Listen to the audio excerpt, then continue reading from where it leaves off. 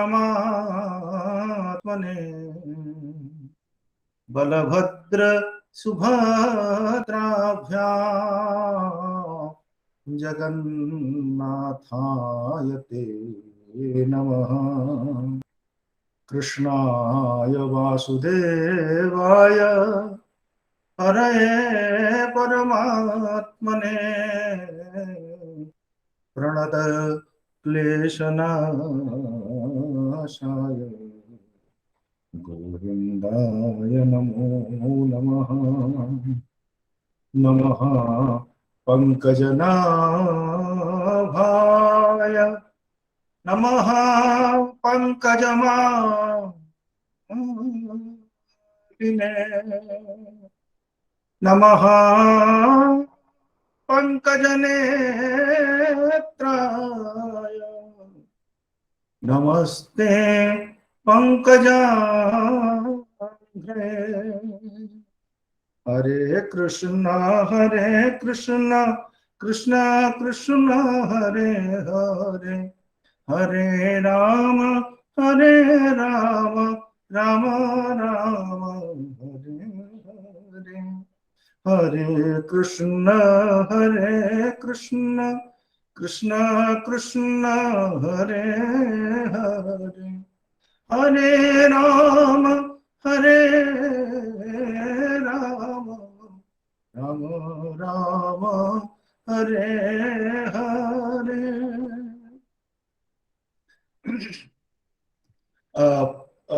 परम आराध्य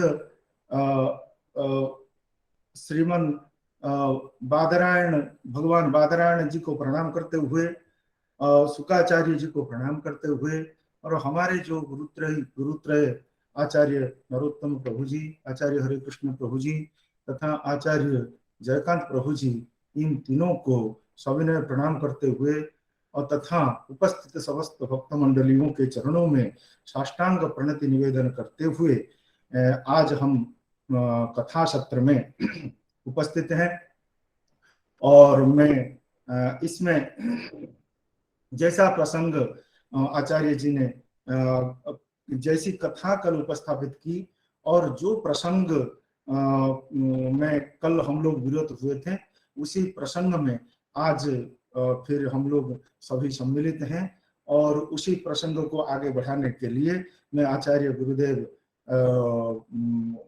नरोत्तम प्रभु जी से निवेदन करता हूँ। जैसा प्रसंग है श्रीमद् भागवत के 10वें स्कंध में और 10वें अध्याय में, और ये जो भक्ति तथा भगवद अनुराग, भगवत तल्लीनता प्राप्त करने के लिए दारिद्र्य की क्यों आवश्यकता है, और उसी प्रसंग में जो पद्य पढ़े गए थे, जो चर्चा में आए थे, और उसमें यह है कि पंचदश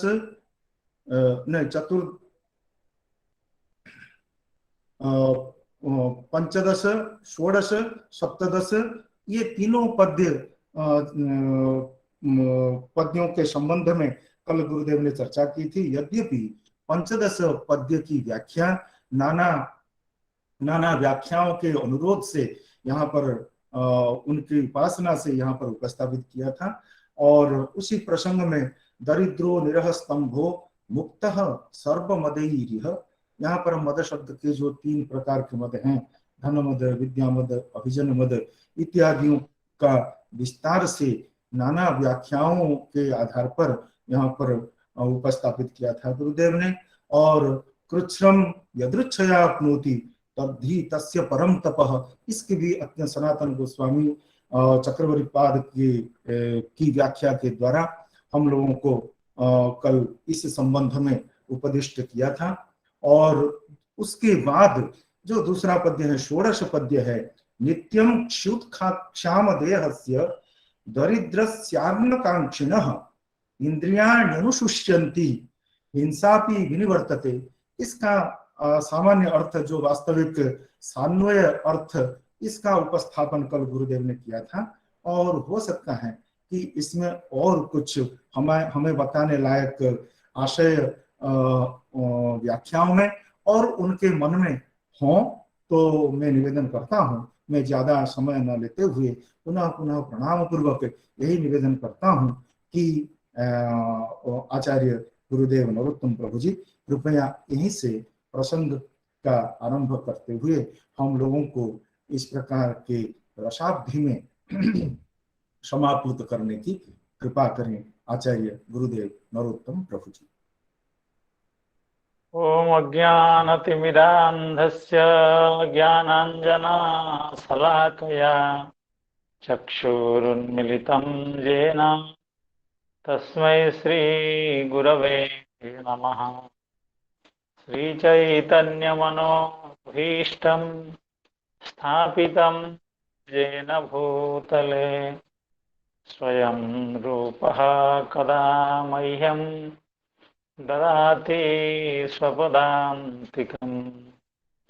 वन्देऽहं श्रीगुरु श्रीयुतपदकमलं श्रीगुरु वैष्णवांश्च श्रीरूपं साग्रजातं सहगण रघुनाथान्वितं तं सजीवम् साद्वैतं सावधूतं परिजनसहितं कृष्णचैतन्यदेवं श्रीराधा कृष्णपादान् सहगण ललिता श्रीविशाखान्वितांश्च। हे कृष्णा करुणा सिंधो दीनबन्धो जगत्पते गोपेश गोपिका कान्त राधा कान्त नमोस्तुते। तप्त कांचना गौरांगी राधे वृंदावनेश्वरी वृषभानुसुते देवी प्रणमामि हरे प्रिये। नमो महावदान्याय कृष्ण प्रेम प्रदायते कृष्णाय कृष्ण चैतन्य नाम्ने गौरत्तुषे नमः।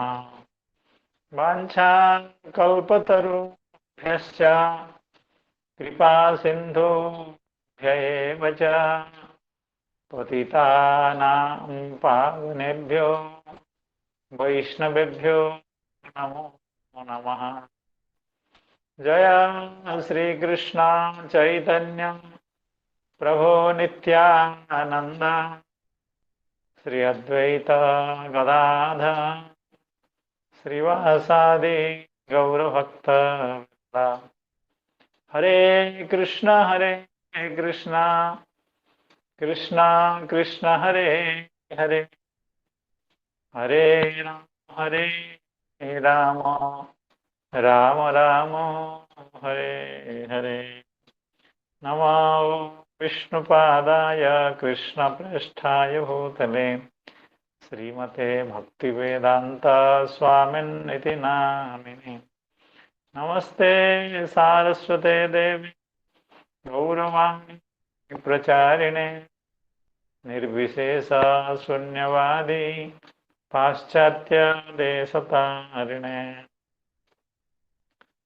तो इस कार्यक्रम में उपस्थित समस्त भक्तजनों, वैष्णवजनों, संतजनों, सुधीजनों एवं श्रीमद् भागवत कथा रस पिपासु विद्वज्जनों के चरणों में मैं बारंबार कृतज्ञता निवेदन पूर्वक प्रणाम निवेदन कर रहा हूँ। जैसे हमारे प्रिय मित्र भागीरथी जी बता रहे थे, कल की कथा में हम लोगों ने दरिद्रता की प्रशंसा सुनी, अर्थात दरिद्रता की निंदा तो सब जगह की गई है, लेकिन यह एक ऐसा ग्रंथ है या एक ऐसा सिद्धांत है या साधना का जीवन, भक्ति का जीवन, आध्यात्मिकता का जीवन ऐसा जीवन होता है जिसमें दरिद्रता प्रतिबंधक न होकर के अनुकूल हो जाता है। अर्थात दरिद्रता के कारण साधक भक्त भगवान को प्राप्त करने की कामना करने वाला व्यक्ति अत्यंत सरलता से ही अपने जीवन में आध्यात्मिक प्रगति को प्राप्त करता है।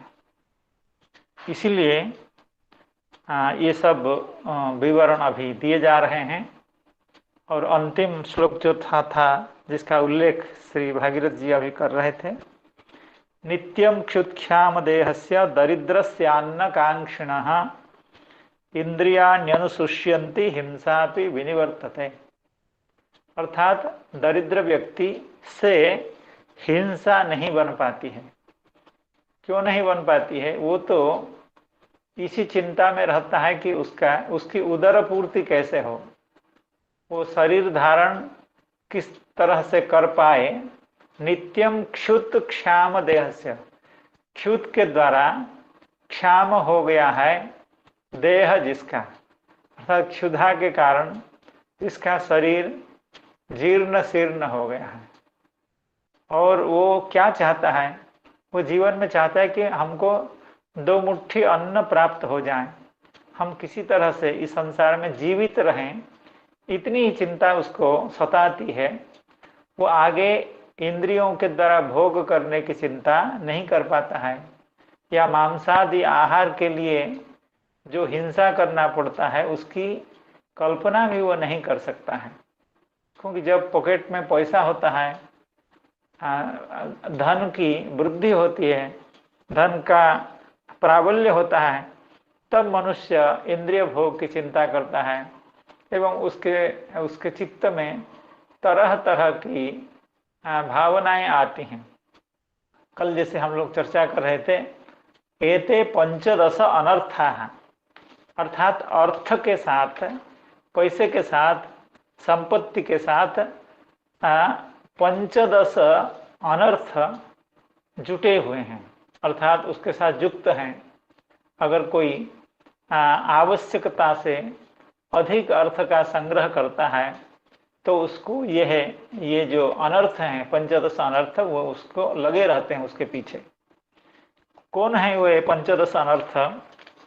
तो श्रीमद् भागवत में भिक्षु गीता के प्रसंग में कहा गया है, स्तेयम, हिंसा, अनृतम, दंभः, कामः, क्रोधः, स्मयः, मदः, भेदः, वैरम अविश्वासः, संस्पर्धा व्यसनानि च, एते 15 अनर्थाः। अर्थात उसकी चोरी करने की प्रवृत्ति होती है, क्योंकि पैसे का लोभ ऐसा एक लोभ होता है जो कभी शांत नहीं होता है, वो निरंतर बढ़ता जाता है। पैसा जितना बढ़ता है पैसे का लोभ भी उतना ही बढ़ता है। इसलिए उस लोभ की पूर्ति करने के लिए वो हिंसा आदि करता है, वो चोरी करता है। और पैसे से हिंसा भी होता है, इंद्रिय सुख के लिए पशु आदि हिंसा होता है, कभी शत्रु को भी पैसा दे करके मरवा देता है। तो कई तरह से, तो यहाँ पर 15 अनर्थ की बात कही गई है, लेकिन इन समस्त अनर्थों से वह मुक्त हो जाता है। जो दरिद्र व्यक्ति होता है उसके ये अनर्थ नहीं आते हैं। नित्यम क्षुत्क्षाम देहस्य दरिद्रस्य अन्नकांक्षिणः इंद्रियाण्यनुशुष्यन्ति, अर्थात इंद्रियों को वो विषय में इतना भोग नहीं कराना चाहता है, इंद्रियों के द्वारा विषयों का भोग वो करने का क्षमता नहीं रखता है और उसकी कल्पना भी नहीं करता है। इसके कारण उसकी हिंसा भी निवृत्त हो जाती है। तो इसका जो भाष्य है, एक व्याख्या, बृहद वैष्णव तोषिणी व्याख्या, इसका पाठ हम थोड़ा सा जल्दीबाजी में कर दिए थे, इसलिए एक बार और इसका पाठ करते हैं। श्री सनातन गोस्वामी पाद की व्याख्या है बृहद वैष्णव तोषिणी। तो आप इस श्लोक में कह रहे हैं, तस्य इंद्रिय जयादिकं च तपः असाध्यमपि स्वतो भवति।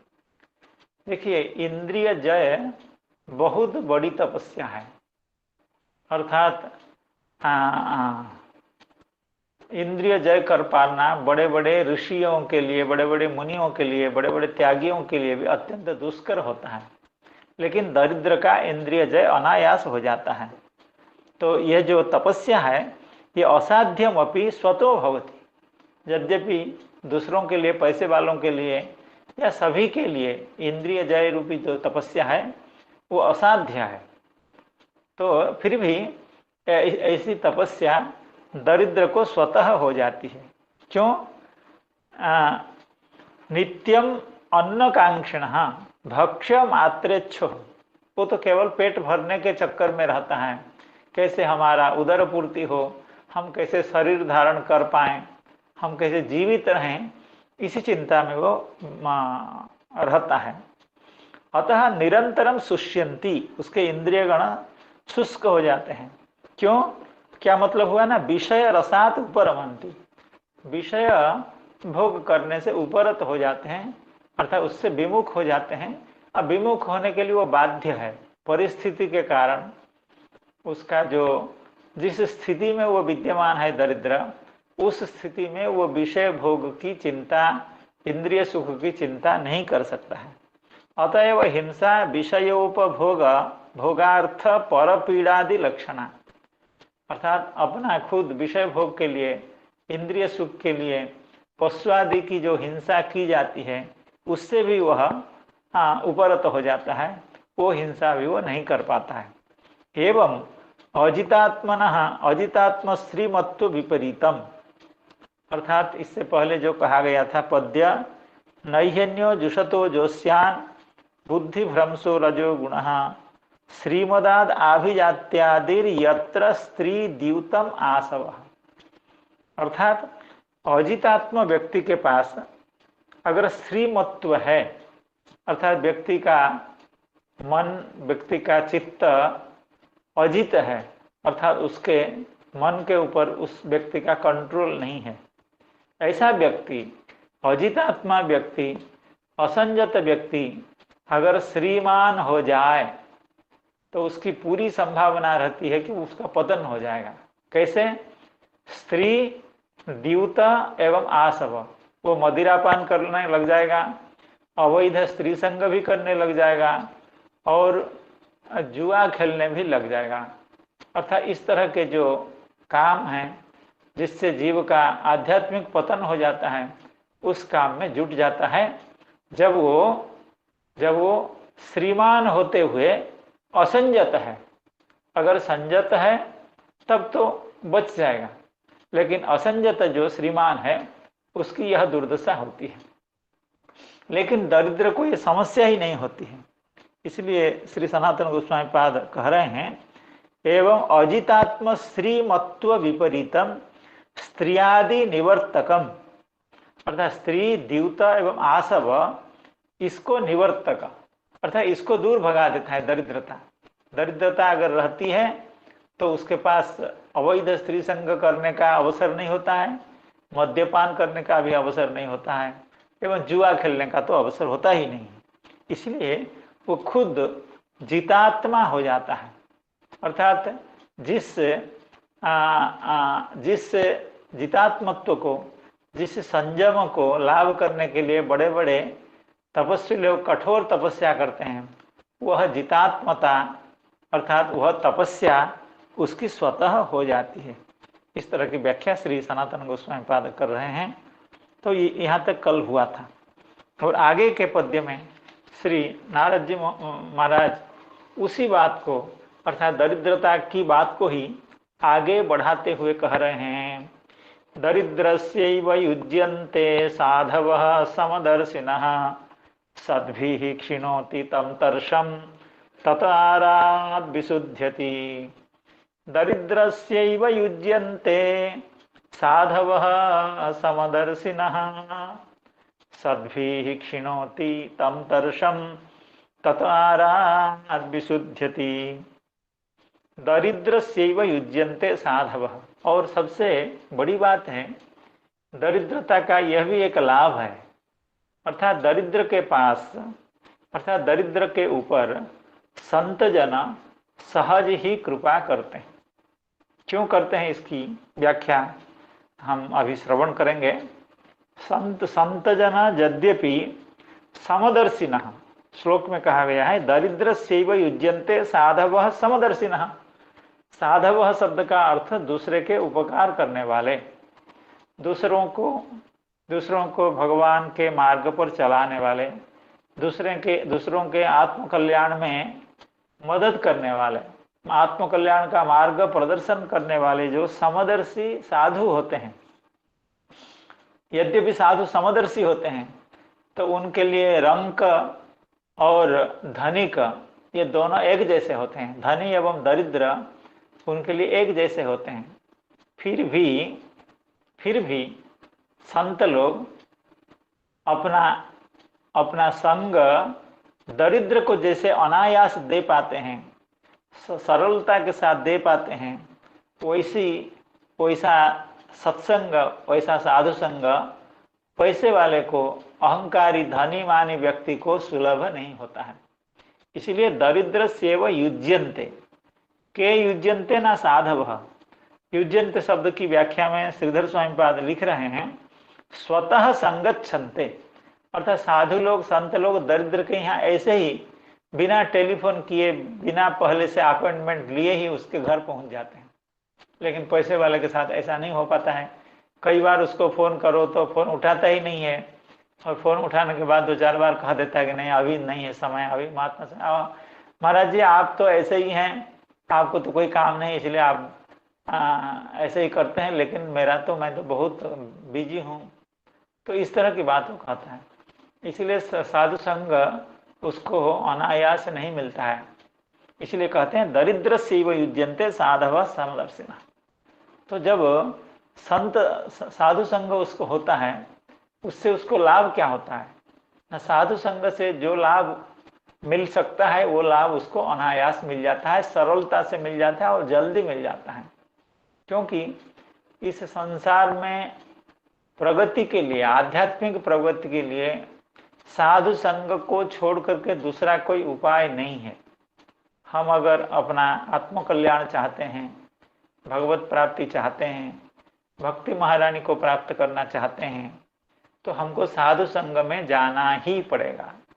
जैसे कोई व्यक्ति किसी यूनिवर्सिटी में एडमिशन लेकर के वो रिसर्च काम करना चाहता है, अपना डॉक्टरेट करना चाहता है, तो उसको एक गाइड तो अवश्य ही वर्ण करना पड़ेगा। ये वहाँ का नियम भी है यूनिवर्सिटी का, और दूसरी बात है वो आवश्यक भी है। कोई व्यक्ति कहे मैं बहुत बड़ा पंडित हूँ, बहुत स्कॉलर हूँ, मैं खुद कर लूँगा, ये संभव नहीं है, और वो आईन भी उसको अनुमोदन नहीं करता है। तो जिस तरह से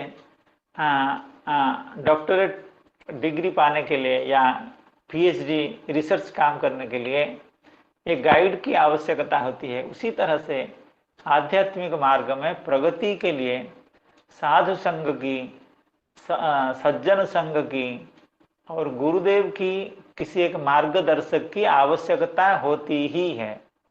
ये कोई ऐसी सस्ती चीज नहीं है कि हाँ तो अनायास हो गया, या बिना परिश्रम के, या इस पर बिना ध्यान दिए, या इसको जीवन में एक व्रत बनाए बिना, आध्यात्मिक प्रगति को एक व्रत बनाए बिना अगर इसको हम नियमतः, अर्थात इसको अगर सावधानी के साथ इस संस्कार को, इस व्रत को, इस मार्ग को अनुसरण न करें तो जितना लाभ होना चाहिए उतना लाभ नहीं हो पाता है।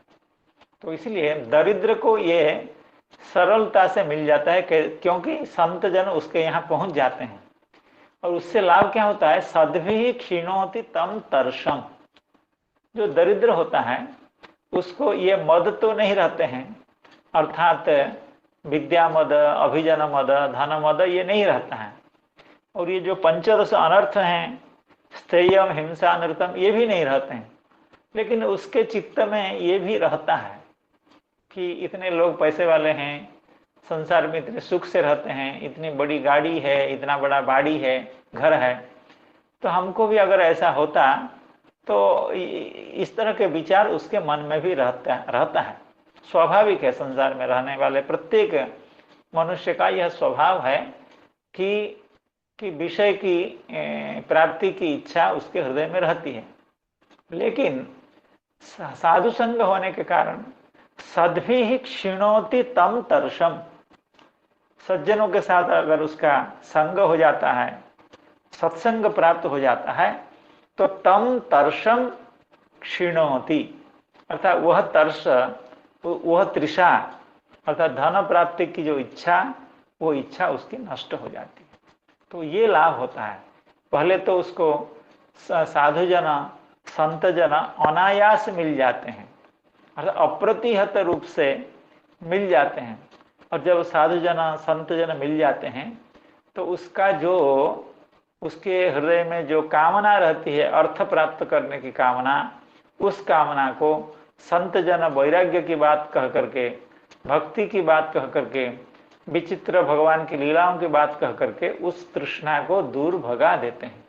इसलिए सद्भिः क्षीणोति तम तर्षम, संत जनों के संग से वह उस तृष्णा को भी भगा देता है, अर्थात उस तृष्णा से वह मुक्त हो जाता है।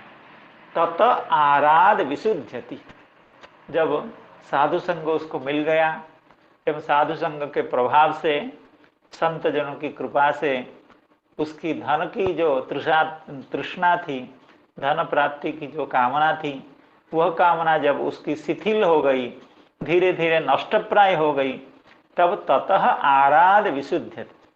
आराध का मतलब है शीघ्रम विशुद्ध्यति, अर्थात उसकी शुद्धि, उसकी चित्त शुद्धि शीघ्र ही हो जाती है। तो दरिद्रता का यह लाभ है। दरिद्रस्यैव युज्यन्ते साधवः समदर्शिनः सद्भिः क्षीणोति तं तर्षं तत आराध विशुद्ध्यति। इस पद्य की व्याख्या में श्री चक्रवर्ती पाद क्या कह रहे हैं उसको हम लोग पाठ करेंगे। न च दरिद्रस्य एका तृष्णा एव सर्वदोषमयी इति वाच्यम तस्यापि प्रतीकार संभवात्। कहते हैं पूर्व पक्ष के रूप में श्री चक्रवर्ती पाद यह प्रश्न कर रहे हैं कि आप दरिद्रता की इतनी प्रशंसा करते हैं, लेकिन दरिद्र व्यक्ति के हृदय में, उसके चित्त में तो एक बहुत बड़ा दोष बना रहता है। वो कौन सा दोष? बहुत बड़ा दुर्गुण उसके चित्त में होता है। कैसे? ना वह तृष्णा, धन की तृष्णा। जब लोगों को वह विषय भोग में देखता है, जो कि बाहर से लगता है कि विषयी लोग, भोगी लोग बाहर से लगता है कि बहुत सुखी हैं, तो उसको भी वे लोग ऐसे ही दिखते हैं कि हमारे जो प्रतिवेशी हैं, हमारे ग्राम में जो लोग हैं, हमारे जो शहर में लोग हैं, जो पैसे वाले हैं, वे तो बहुत सुखी हैं। क्योंकि पैसे वाले अपना सुख उनमें भले ना हो, लेकिन उसका वो भली भांति प्रदर्शन कर देते हैं अपने कपड़ों से, अपने वेशभूषा से, अपने अलंकार आदि से। उनके पास सुख का अभाव रहने पर भी वे सुख का प्रदर्शन कर देते हैं। तो उस प्रदर्शन को देख करके जो दरिद्र लोग हैं वो आकृष्ट हो जाते हैं। वो सोचते हैं कि शायद आभिजात्य में, संपत्ति में, पैसा में सुख है। तो दरिद्र को यह कामना बनी रहती है कि अगर हमको भी पैसा होता हम भी ऐसे सुखी होते। लेकिन तो यह जो दोष है, यह जो पैसे की लालसा है, ये तो सर्वदोषमयी है।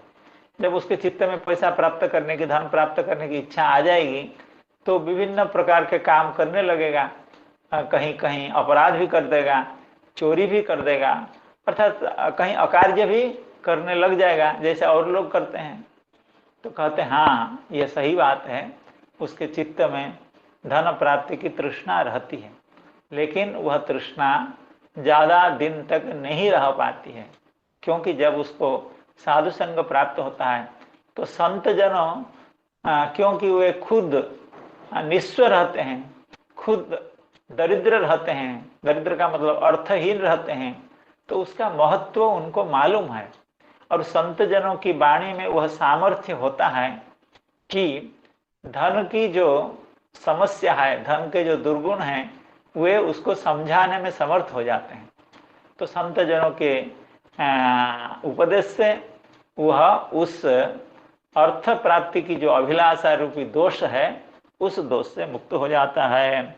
न च दरिद्रस्य एका तृष्णा एव सर्वदोषमयी इति वाच्यम तस्याः अपि, अर्थात तस्याः तृष्णायाः अपि प्रतीकार संभवात्, उस तृष्णा का प्रतीकार है, उस तृष्णा से मुक्ति प्राप्त करने का उपाय है। वो क्या है? दरिद्रस्यैव युज्यन्ते साधवः समदर्शिनः दरिद्रस्य एव इति। धनित्व दारिद्र्ययोः तुल्यदर्शित्वेन उभयगृहान् कृपया गच्छन्तोपि साधवः दरिद्रस्यैव युज्यन्ते। तो श्री चक्रवर्तीपाद का यहाँ कहना है, यद्यपि साधवः कृपया उभय गृहान गच्छन्ति, क्योंकि संत जनों की कृपा, जो लोग गुणातीत संत हैं, गुणातीत साधु हैं, उनकी कृपा समभावे न रहती है। इससे चर्चा पहले हुई है कि जो गुणातीत संत हैं उनका समभाव रहता है। तो अर्थात जो सात्विक भक्त हैं उनका तो भेद दृष्टि रहती है, लेकिन जो गुणातीत भक्त होते हैं उनकी भेद दृष्टि नहीं रहती है। वो धनिक में और दरिद्र में कोई भेद नहीं करते हैं, इसलिए वे उभय के कल्याण चाहते हैं। तो धनित्व दारिद्र्यो तुल्यदर्शित्वेन, अर्थात धनिक को एवं दरिद्र को तुल्य रूप से वे दर्शन करते हैं, इसलिए उभय के गृहान कृपया गच्छन्ता, दोनों जगह जाते हैं। फिर भी साधव दरिद्रस्यैव युज्यन्ते, क्या मतलब हुआ? न दरिद्रेण एव तद्बंधन संभाषण संवादादि संभवात, क्योंकि पहली तो बात है, दरिद्र के घर में बिना पूछे संतजन पहुंच सकते हैं। कहीं रास्ते में जा रहे हैं, किसी दरिद्र का घर मिला, कोई दरिद्र रास्ते में मिला, तो उससे यह कह सकते हैं, भैया चलो तुम्हारे घर हम थोड़ा बैठ करके विश्राम करेंगे, ऐसा कह करके संतजन जा सकते हैं। लेकिन पैसे वाले ऐसे रास्ते में नहीं मिलते हैं। क्यों नहीं मिलते हैं? वो तो बड़े बड़े गाड़ी पर बैठते हैं, वो तो भाग जाते हैं, तो संत उनसे बात भी नहीं कर पाते हैं। और दूसरी बात है कि अगर कोई संत कोई धनिक से संत अगर मिल भी गए और उससे कुछ भगवत चर्चा अगर करने भी लगे, तो उनके पास समय ही नहीं होता है, और उनको इतने लोग घेरे रहते हैं, और उनका कार्यक्रम ऐसा बना रहता है कि उनको सत्संग इतनी आसानी से नहीं प्राप्त हो सकती है। दरिद्रण एव तद्बंधन संभाषण संवादादि संभवात, दरिद्र के द्वारा ही संत जनों के साथ बंधन, संत जनों का बंधन कर सकते हैं, संत जनों के साथ संभाषण कर सकते हैं, संत जन को अपने कष्ट की बात भी बता सकते हैं। तस्यैव ते स्वयं युज्यन्ते योग जनित फलदायका भवन्ति। देखिए यहाँ पर श्री चक्रवर्ती की व्याख्या में कुछ दूसरी तरह से आप कर रहे हैं। श्रीधर स्वामी पाद की व्याख्या में हम लोग श्रवण करते, युज्यन्ते अर्थात स्वतः संगच्छन्ते, दरिद्रस्यैव युज्यन्ते।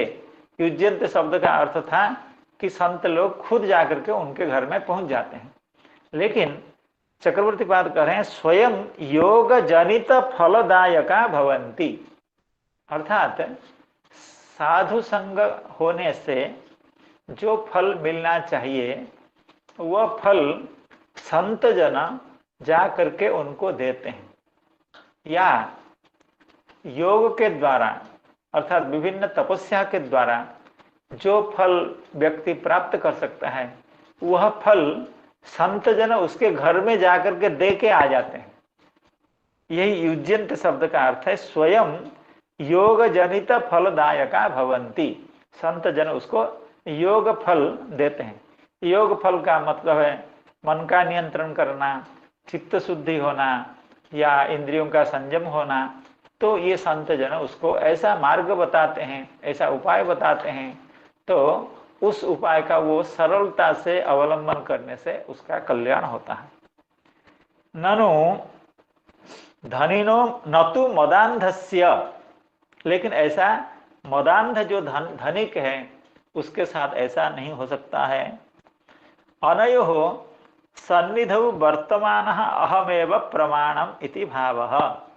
यहाँ चक्रवर्ती पाद कह रहे हैं, अर्थात संत लोग जो दरिद्र होते हैं उनको संग दे सकते हैं, इसमें प्रमाण मैं ही खुद हूँ।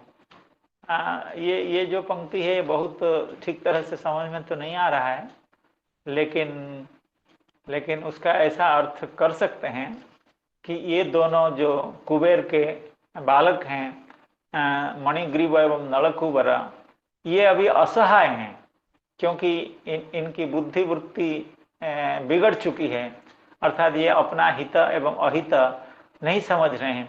तो ये भी असहाय एवं दरिद्र होने के कारण, क्योंकि इनको अभी मत्तता की दशा में, उन्मादता की दशा में इनको अपना धन मद नहीं है, ये दरिद्र जैसे ही अपना व्यवहार कर रहे हैं। पहले तो इनके शरीर में वस्त्र नहीं है, दूसरी बात क्या करना चाहिए क्या नहीं करना चाहिए इस तरह का बोध भी नहीं है।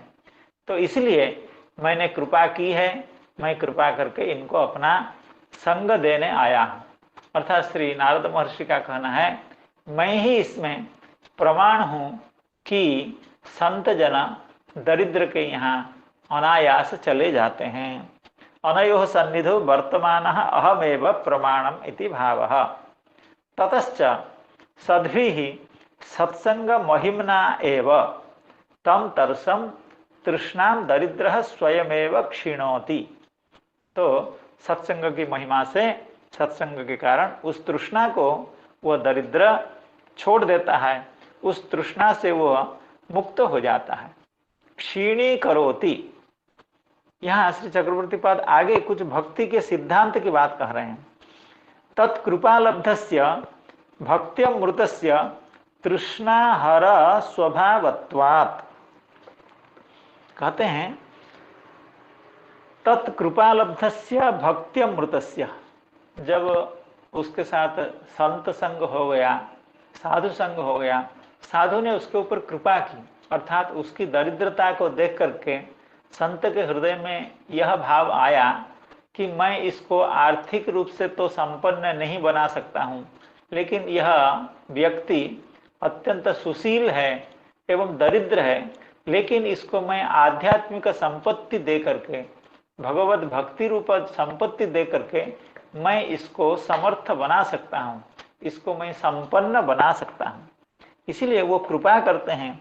कृपालब्ध भक्त्यमृतस्य, अर्थात उस साधु संग के कारण उसको प्राप्त होता जो भक्ति अमृत, अर्थात वो भगवत भक्ति को प्राप्त कर लेता है।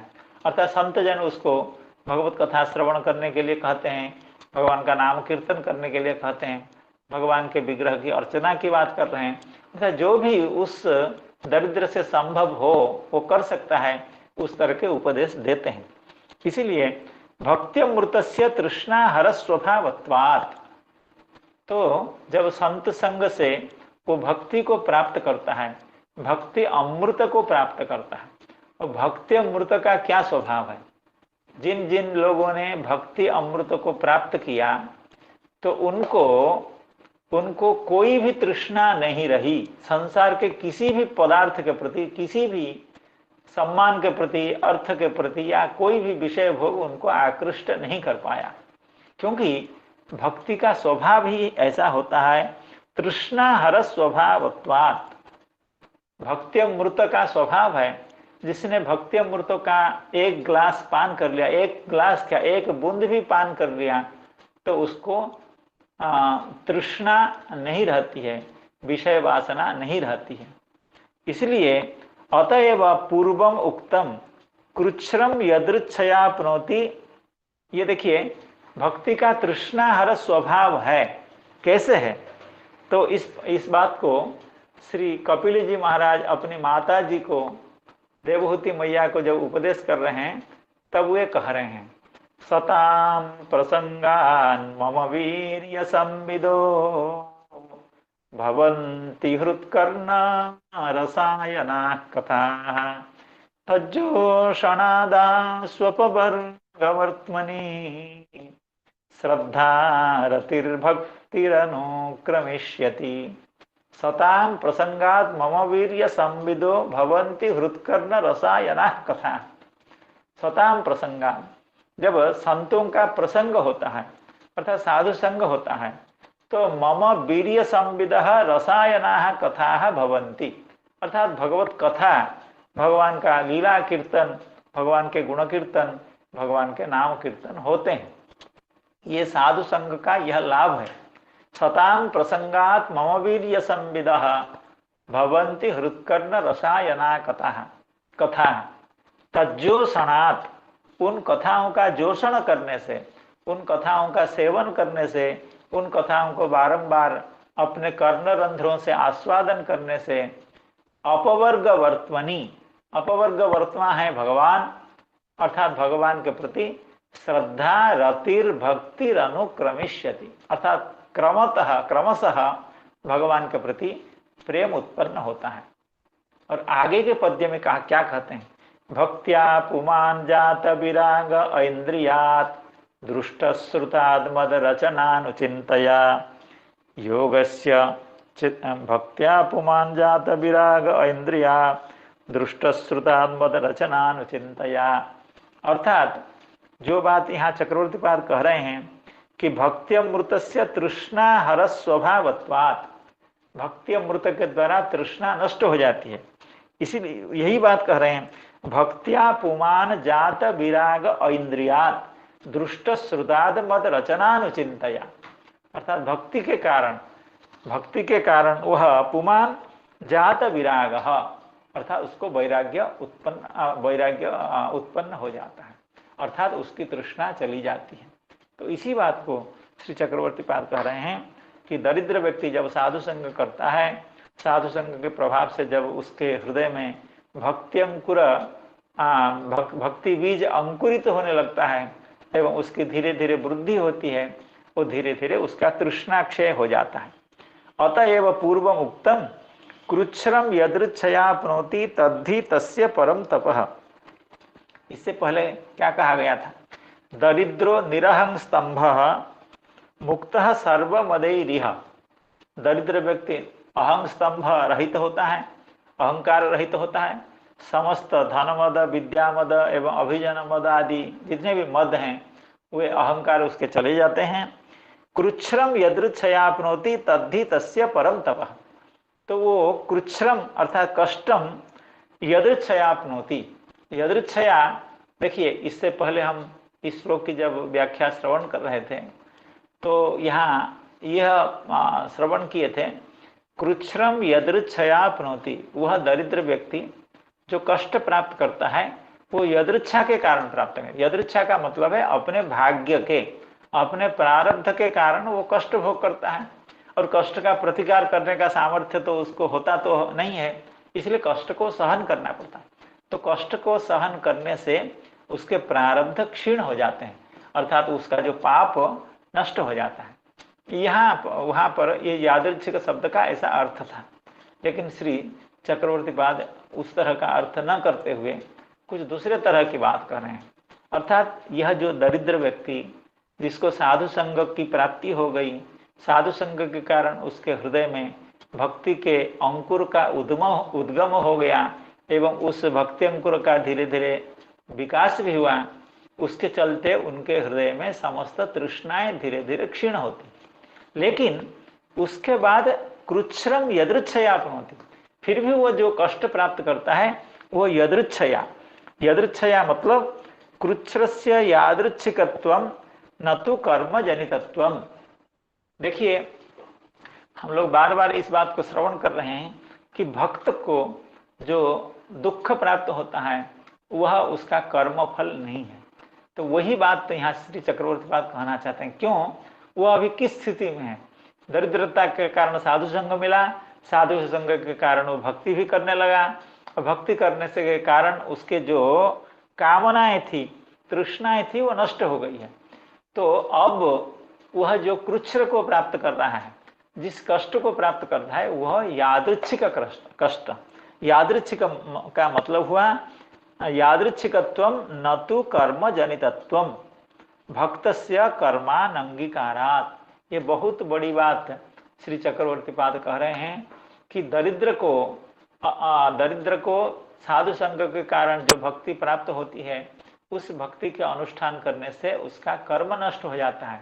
फिर भी दरिद्र होने के कारण उसको जो दुख एवं कष्ट प्राप्त होते हैं, वे भगवत दत्त अर्थात भक्ति महारानी के वृद्धि के लिए भगवान के द्वारा वो कष्ट दिए जाते हैं, इसलिए वह कष्ट उसका कर्म जनित नहीं है। इस तरह की व्याख्या श्री चक्रवर्ती पाद कर रहे हैं।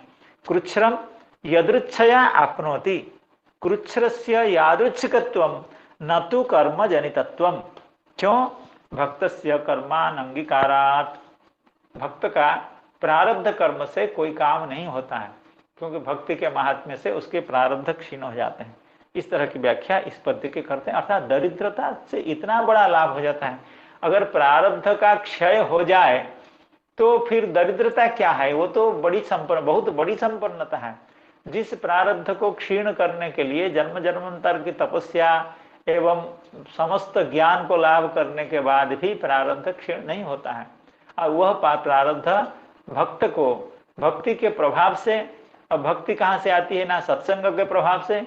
सत्संग कहाँ से आते हैं? ना दरिद्रता के प्रभाव से। वो दरिद्र है, इसलिए साधु संग उसको अनायास मिल जाता है। दरिद्रस्यैव युज्यन्ते साधवः समदर्शिनः, सद्भिः क्षीणोति तं तर्षं तताराद् विशुध्यति। साधूनां समचित्तानां मुकुन्दचरणैषिणाम्, उपेक्षैः किं धनस्तम्भैः रसद्भिरसदाश्रयैः। साधूनां समचित्तानां मुकुन्दचरणैषिणाम्, उपेक्षैः किं धनस्तम्भैः रसद्भिरसदाश्रयैः। अर्थात इस श्लोक की पहले भूमिका पढ़ लेते हैं। न च साधूनां धनोपाधिको धनिक संयोग संभवति इति आह। कहते हैं कि ऐसा तो नहीं है, आप जितनी बड़ी बड़ी बात कर रहे हैं ऐसा तो नहीं है। संत लोग भी धनिक के साथ संबंध बनाते हैं, अर्थात धनिक को भी अपना संग देते हैं। ऐसा नहीं है कि संत लोग केवल दरिद्र को ही संग देते हों, ऐसा नहीं है। क्योंकि न च साधूनां धनोपाधिकः धनिक संयोगः संभवति, अर्थात धन के कारण, धन के लिए अर्थात मंदिर चलाने के लिए हो या भगवान की सेवा के लिए हो या अपना जीवन यात्रा के लिए हो, तो कभी कभी संत जन भी धनिक के यहाँ जाते हैं। कहता है कि ना, ऐसा नहीं है। क्यों नहीं है? साधूनाम समचित्तानां, समचित्त विशिष्ट जो साधुजन होते हैं, मुकुंद चरणैषिणाम, अर्थात जो केवल भगवान के चरण प्राप्त करने की इच्छा करते हैं, अर्थात जिनको भक्ति में ही महान आनंद प्राप्त होता है, ऐसे लोगों को क्या जरूरत है? असद भी, जो असज्जन होते हैं, धन के कारण जिनका मद, जिनका अहंकार बढ़ा हुआ है, वे, और जो असदाश्रय हैं, असदाश्रय अर्थात असत कर्मों में लगे हुए हैं, अर्थात दुष्ट उपाय से, निषिद्ध उपाय से जो धन अर्जन कर रहे हैं, तो ऐसे जो लोग होते हैं, उनसे ऐसे संत जनों को क्या आवश्यकता है? अर्थात ऐसे धनिकों के संबंध ये सज्जन, संत जन, साधु जन नहीं करते हैं। साधूनां समचित्तानां मुकुंद चरणैषिणाम्, उपेक्षैः किं धनस्तंभैः असद्भिः असदाश्रयैः। इस पर श्री चक्रवर्ती पाद अपनी व्याख्या कर रहे हैं। कहते हैं न च साधूनां धनोपाधिकः धनिक संयोगः संभवति, अर्थात संत जन धनिक संबंध नहीं करते हैं। क्यों नहीं करते हैं? साधूनां धने स्तंभः गर्भः जेषां तैः असद्भिः अवैष्णवैः। देखिए चक्रवर्ती पाद उसी ओर जा रहे हैं कि संत लोग धनिक संबंध भी करते हैं। कैसे धनिक के साथ संबंध करते हैं? किस धनिक को अपना संग देते हैं? क्योंकि श्लोक में बताया गया जो असद भी ही धनिक ही, जो लोग असज्जन होते हैं एवं असदाश्रय होते हैं, ऐसे धनिक का संग साधुजन नहीं करते हैं, उनको अपना संग नहीं देते हैं। लेकिन जो धनी व्यक्ति साधु होते हैं, सज्जन होते हैं, भक्त होते हैं, या जो भक्तों की सेवा करते हैं, जो लोग असदाश्रय नहीं होते हैं, सदाश्रय होते हैं, ऐसे ऐसे धनिक लोगों को भी संग साधुजन देते हैं। इसी बात को चक्रवर्ती पाद अपनी व्याख्या में बताएंगे। धने स्तंभ गर्भ जेषाम तैहि असद भी। वो असत क्यों है? श्री चक्रवर्ती पाद कहते हैं अवैष्णव होना ही असत है। असत भी शब्द की व्याख्या करें अवैष्णव, अर्थात जो भगवान श्री विष्णु के भक्त नहीं है, भगवान विष्णु की आराधना नहीं करते हैं, भगवान विष्णु के प्रति जिनकी भक्ति नहीं है, तो अवैष्णव ही। असदाश्रय ही इसका अर्थ करते हैं अवैष्णव सेवी भी, अर्थात जो खुद वैष्णव नहीं है एवं वैष्णवों की सेवा नहीं करते हैं, अर्थात जो लोग भगवान विष्णु की उपासना नहीं करते हैं एवं भगवान की उपासना करने वाले भक्त जनों की जो सेवा नहीं करते हैं, ऐसे जो धनिक व्यक्ति हैं, ऐसे जो धन स्तंभ हैं, वे संत जनों के द्वारा उपेक्ष्य हैं, अर्थात संत जन उनकी उपेक्षा करते हैं। लेकिन आगे कह रहे हैं तेना गर्भरहिताः अदरिद्राः वैष्णव सेविनः धनिनोपि साधुभिः संयुज्यन्ते, अर्थात ऐसे धनी लोगों को भी साधु संग मिलता है जो गर्भ रहित होते हैं एवं वैष्णव सेवी होते हैं, अर्थात जो निरहंग स्तंभ होते हैं एवं जो वैष्णव सेवी होते हैं, अर्थात भगवान से एवं भगवान के भक्तों से जो प्रेम करते हैं, ऐसे जो धनिक व्यक्ति होते हैं उनको साधु संग मिलता ही है। तो वैष्णव सेविनः धनिनोपि साधुभिः संयुज्यन्ते एवेति भावः। तो इसका यही अभिप्राय हुआ कि संत जन यद्यपि धनियों के यहाँ नहीं जाते हैं, फिर भी जो धनिक लोग, जो धन संपन्न व्यक्ति होते हैं, वे अगर वैष्णव हों, वैष्णव सेवी हों, सदाचार संपन्न हो, तो उनको भी साधु संग मिलता है और उनको भी वही फल मिलता है जो दरिद्र को मिलता है। दरिद्र जैसे साधु संग के कारण अपनी तृष्णा को भगा करके, अपनी तृष्णा से मुक्त होकर के भगवत भक्ति प्राप्त करके अपना जीवन को कल्याण करता है। जो धनिक व्यक्ति होते हैं वे भी साधु संग को उसी तरह के प्राप्त करके अपना जीवन को चरितार्थ करते हैं, अपना जीवन को सफल बनाते हैं। लेकिन धनिक को वैष्णव होना चाहिए एवं विष्णु भक्त होना चाहिए, इस तरह की व्याख्या श्री चक्रवर्ती पाद कर रहे हैं। साधूनां समचित्तानां मुकुंद चरणैषिणां उपेक्षैः किं धनस्तंभैः रसद्भिः रसदाश्रयैः तदहं मत्तयोर्माध्व्या वारुण्या श्रीमदान्धयोः तमो मदं हरिष्यामि स्त्रैणयो रजितात्मनो। अर्थात मुझे लगता है कि यहाँ तक जगौ, सापम दास्यन इदम जगौ, अर्थात श्री नारद महर्षि ऊंचे स्वर से अर्थात इसको खोल करके, अर्थात सबको समझा करके, जो लोग उनके पास उपस्थित थे, तो वहाँ पर दरिद्रता की प्रशंसा एवं मदमत्तता की निंदा एवं ऐसा कहने के बाद अब आगे जो नारद महर्षि कह रहे हैं वो शायद अपना अभिप्राय, अर्थात यद्यपि लोगों को इसकी जानकारी भी दे रहे हैं, लेकिन यह उपदेश नहीं है। अभी इन दोनों के बारे में श्री नारद महर्षि के हृदय में जो संकल्प है, अर्थात नलकुबर एवं मणिग्रीव की उनके कल्याण करने की जो भावना है, उसको अभी श्री नारद महर्षि आविष्कृत कर रहे हैं। तदहं मत्तयोर्माध्व्या वारुण्या श्रीमदान्धयोः तमो मदं हरिष्यामि, अर्थात इनका जो मद है, अर्थात इनकी जो मत्तता है, इनका जो अबोध है, इनकी जो मूर्खता है, अर्थात इनका तमोगुण के कारण इनका जो पथ भ्रंश हुआ है, उसको मैं हरण करूंगा। अर्थात इनको अभी मैं सन्मार्ग में प्रवृत्त करने का जो उपाय है, वह उपाय, उस उपाय का मैं अभी प्रयोग करूंगा।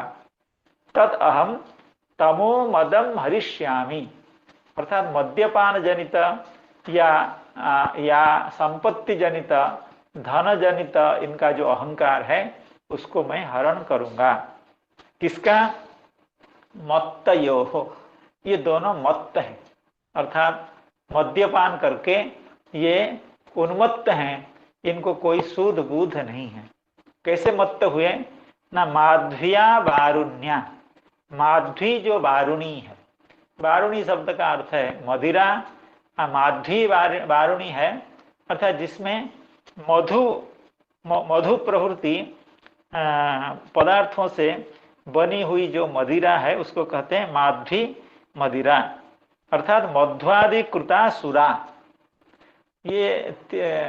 ये शास्त्र में 3 तरह की सुरा की बात कही गई है। गौड़ी, पौष्टी च माध्वी च विज्ञेया त्रिविधा सुरा। तो गौड़ी, पौष्टी और माध्वी। तो माध्वी वारुणी यानी माध्वी सुरा वो होती है जिसमें मधु प्रवृत्ति पदार्थों से जिसको बनाया जाता है।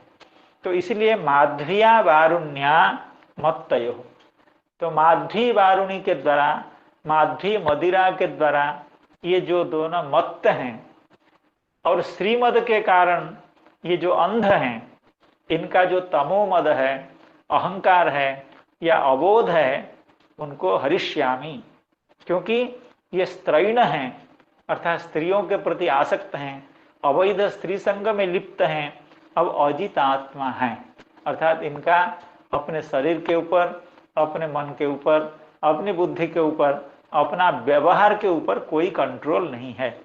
अजितात्मनः तमो मदम हरिष्यामि। तदहम मत्तयोर्माध्व्या वारुण्या श्रीमदान्धयोः तमो मदम हरिष्यामि स्त्रैणयोरजितात्मनः। ननु श्री सनातन गोस्वामी पाद, श्री जीव गोस्वामी पाद वैष्णव तोषिणी व्याख्या में इस श्लोक की व्याख्या कर रहे हैं, उसको हम लोग पढ़ेंगे अभी। ननु माध्व्या मत्तता क्षणात अपयास्यति।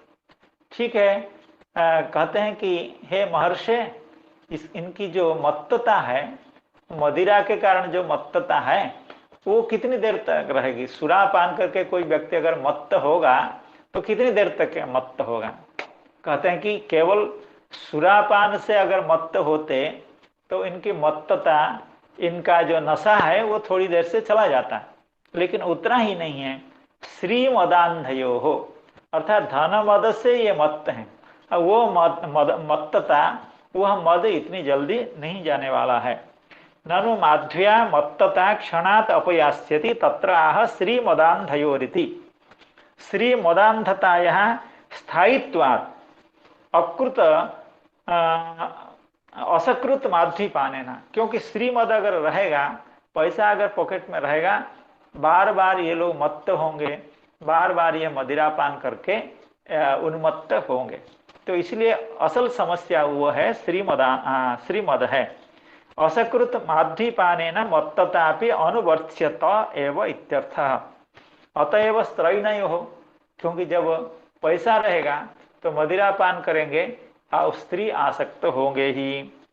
ननु उपभोगे न स्त्रैणता साम्य, तो कहा कि स्त्रैण होना, स्त्री के प्रति आसक्त होना, ये तो कोई बहुत बड़ी बात नहीं है, क्योंकि भोग के द्वारा स्त्री के प्रति जो आसक्ति है या विषय भोग के प्रति जो आसक्ति है वो तो नष्ट हो जाती है। कहा कि ना, नष्ट नहीं होती है। क्यों? अजितात्मनो, अगर ये जितात्मा होते, ये अगर अपने इंद्रियों के ऊपर, अपने मन के ऊपर इनका अगर अधिकार रहता, तब स्त्री भोग के कारण इनकी जो विषय वासना है वो नष्ट होती, लेकिन ये अजितात्मा है। अतएव स्त्रैणयो ननु उपभोगेन स्त्रैणता साम्येत न इत्याह अजितात्मन असंजत मनसो।